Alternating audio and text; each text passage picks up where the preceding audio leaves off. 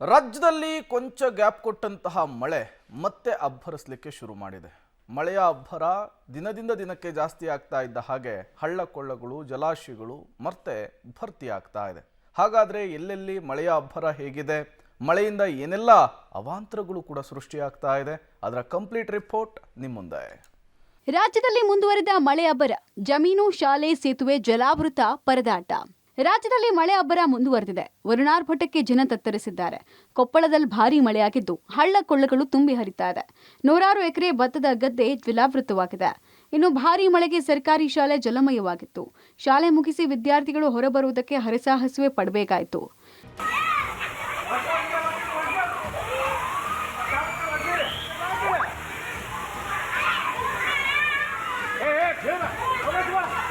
ರಸ್ತೆ ಮೇಲೆ ರಭಸವಾಗಿ ನೀರು ಹರಿತಾ ಇದ್ದು ಬೈಕ್ ಒಂದು ಕೊಚ್ಚಿ ಹೋಗಿದೆ.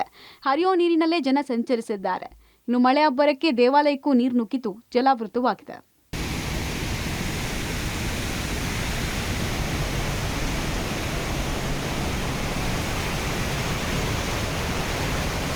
ವಿಜಯನಗರ ಜಿಲ್ಲಾದ್ಯಂತ ರಾತ್ರಿ ಸುರಿದ ಮಳೆಯಿಂದ ಹಳ್ಳ ಕೊಳ್ಳಗಳು ತುಂಬಿ ಹರಿತಾ ಇದೆ.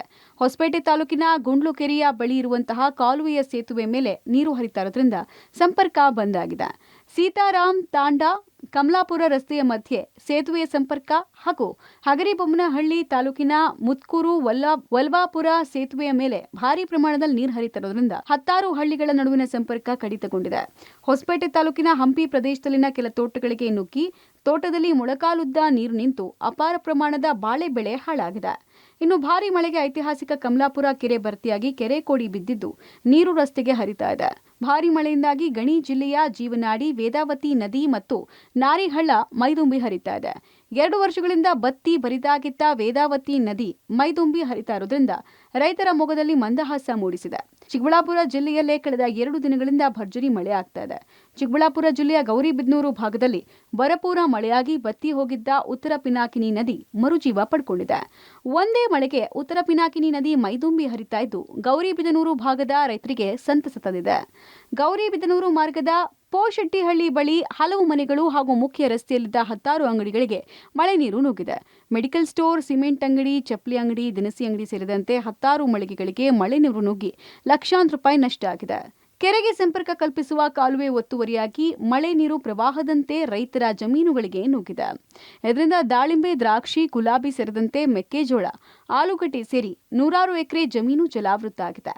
ಮತ್ತೊಂದು ಕಡೆ ಚಿಕ್ಕಪ್ಯಾಲರ್ಗುರ್ಕಿ ಶಾಲೆಗೆ ನೀರು ನುಗ್ಗಿ ಪುಸ್ತಕಗಳೆಲ್ಲವೂ ಕೂಡ ಮಳೆ ನೀರು ಪಾಲಾಗಿದೆ. ವಿದ್ಯಾರ್ಥಿಗಳೆಲ್ಲ ಶಾಲೆ ಮುಂಭಾಗದ ರಸ್ತೆಯಲ್ಲಿ ಬಿಸಿಲಿಗೆ ಹಾಕಿ ಪುಸ್ತಕಗಳನ್ನು ಒಣಗಿಸಿಕೊಂಡಿದ್ದಾರೆ. ಮತ್ತೆ ಇದೇ ಗ್ರಾಮಗಳಲ್ಲಿ ಭರ್ಜರಿ ಮಳೆಯಾಗಿ ರೈತ ಇತ್ತೀಚೆಗೆ ನಾಟಿ ಮಾಡಿದ್ದ ಆಲೂಗಡ್ಡೆ ಕೂಡ ಕೊಚ್ಚಿ ಹೋಗಿದೆ. ದಾಳಿಂಬೆ ಹಣ್ಣುಗಳೆಲ್ಲವೂ ಕೂಡ ಮಳೆ ನೀರಿನ ಪಾಲಾಗಿದೆ. ಚಾರ್ಮಾಡಿಯಲ್ಲಿ ಭಾರೀ ಮಳೆ, ರಸ್ತೆಯಲ್ಲಿ 2 ಅಡಿ ನೀರು. ಕಾಫಿನಾಡಲ್ಲಿ ಕಳೆದ 10 ದಿನಗಳಿಂದ ಬಿಡುವು ಕೊಟ್ಟಿದ್ದ ವರುಣದೇವ ಜಿಲ್ಲೆಯ ಮಲೆನಾಡು ಹಾಗೂ ಬಯಲುಸೀಮೆ ಭಾಗದಲ್ಲಿ ಮತ್ತೆ ಅಬ್ಬರಿಸಿ ಬೋಪಿರಿತಾ ಇದ್ದಾನೆ. ಚಾರ್ಮಾಡಿ ಘಾಟಿ ತಪ್ಪಲಿನಲ್ಲಿ ಭಾರೀ ಮಳೆಯಾಗಿದ್ದು 2019ರಿಂದ ಈಚೆಗೆ ಇಂತಹ ಮಳೆ ಆಗಿರಲಿಲ್ಲ. ಚಾರ್ಮಾಡಿ ರಸ್ತೆಯಲ್ಲಿ 2 ಅಡಿ ಎತ್ತರಕ್ಕೆ ನೀರು ಹರಿತಾ ಇದ್ದು ಗುಡ್ಡದ ಕೆಸರು ಕಲ್ಲು ರಸ್ತೆಗೆ ಬಂದು ನಿಂತಿದೆ. ಕೆಲ ವಾಹನಗಳು ಮಳೆ ಮಧ್ಯೆ ಸಂಚಾರ ಮಾಡೋಕಾಗದೆ ನಿಂತಲ್ಲೇ ನಿಂತಿದ್ವು. ಚಿಕ್ಕಮಗಳೂರು ತಾಲೂಕಿನ ಮುತ್ತೋಡಿ ಅರಣ್ಯ ವ್ಯಾಪ್ತಿಯಲ್ಲಿ ಮಳೆಗೆ ಬೃಹತ್ ಮರ ರಸ್ತೆಗೆ ಉರುಳಿ ಬಿದ್ದು ಶಿರವಾಸಿ ಟು ಮಲ್ಲಂದೂರು ರಸ್ತೆ ಮಾರ್ಗ ಗಂಟೆಗೂ ಹೆಚ್ಚು ಹೊತ್ತು ಅಸ್ತವ್ಯಸ್ತವಾಗಿತ್ತು. ಇನ್ನುಳಿದಂತೆ ಹಾಸನ, ತುಮಕೂರು, ದಾವಣಗೆರೆಯಲ್ಲೂ ಮಳೆಯಾಗಿದೆ. ಚಿತ್ರದುರ್ಗದಲ್ಲಿ ವರುಣಾರ್ಭಟಕ್ಕೆ ಈರುಳ್ಳಿ ಕೊಳೆಯುವ ಆತಂಕ ವ್ಯಕ್ತ ಆಗಿದೆ. ಸೂರ್ಯಕಾಂತಿ, ಜೋಳ ಬೆಳೆಯೂ ಹಾನಿಯಾಗುವ ಆತಂಕದಲ್ಲಿದ್ದಾರೆ ರೈತರು. ಒಟ್ಟಾರೆ ಮಳೆ ಅಬ್ಬರಕ್ಕೆ ರೈತರು ಒಂದ್ ಕಡೆ ಸಂತಸ ವ್ಯಕ್ತಪಡಿಸಿದ್ರೆ ಮತ್ತೊಂದು ಕಡೆ ಕೈಗೆ ಬರಬೇಕಾದ ಬೆಳೆಯನ್ನ ಕಳ್ಕೊಂಡು ಕಂಗಾಲಾಗಿದ್ದಾರೆ. News desk, public TV.